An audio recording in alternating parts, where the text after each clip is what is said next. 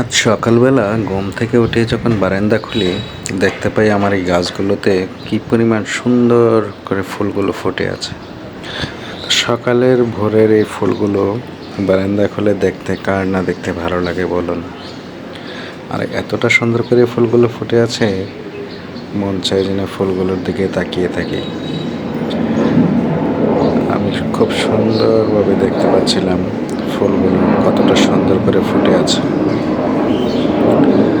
তা আপনারা চাইলেও দেখতে পারেন। আর পাশে হচ্ছে আমার এই পাশে পুদিনা গাছগুলো মাঝখানে হুট করেই শুকিয়ে গিয়েছিল, কারণ অনেক দিন ধরে পানি দেওয়া হয় নাই, কয়েকদিন ছিলাম না, যার জন্য পানি দেওয়া হয় নাই। তো এখন এই পুদিনা গাছগুলো খুব সুন্দর করে পাতাগুলো ছেড়ে দেখুন কতটা সুন্দরভাবে হইতেছে। তো আমার কাছে এতটাই ভালো লাগছে এগুলো দেখে, কতটা সুন্দরভাবে দেখুন। আর এই যে ছোট্ট ফুল গাছটা যেটা, এটা ছোট্ট ফুল গাছটাতে আরও কিছু ফুল ফুটতে শুরু করেছে। যেমন উপরে কিছু ফুল, তারপর নিচেও কিছু ফুল ফুটতে শুরু করেছে। ভাবছিলাম এই গাছটাকে উঠিয়ে আবার একটু বেশি মাটিতে লাগিয়ে দেব, কেননা গাছটা অনেক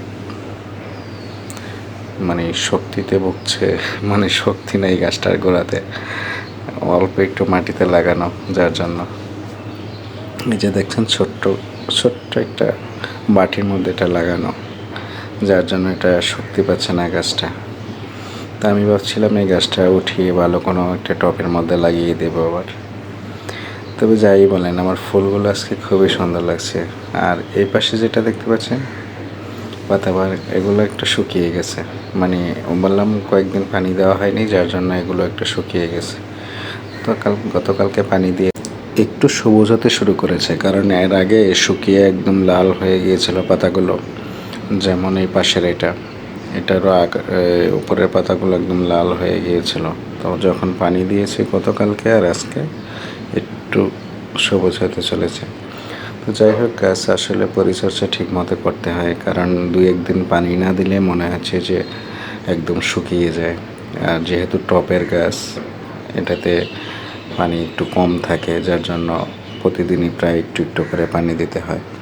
যেমন ওই পাশে দেখতে পাচ্ছেন নার্সারি দেখা যায়, খুব সুন্দর সুন্দর নার্সারি। এখানে খুব অনেক গাছ পাওয়া যায়, ফুলের, ফলের, অনেক ধরনের গাছ এখানে পাওয়া যায়। তো আমি মাঝে মধ্যে এখান থেকে নিয়ে আসি। তো দেখতে পাচ্ছেন খুব সুন্দর লাগছে বাইরের পরিবেশটা, সকালের পরিবেশ। তো সবাই ভালো থাকবেন, সুস্থ থাকবেন। আল্লাহ হাফেজ।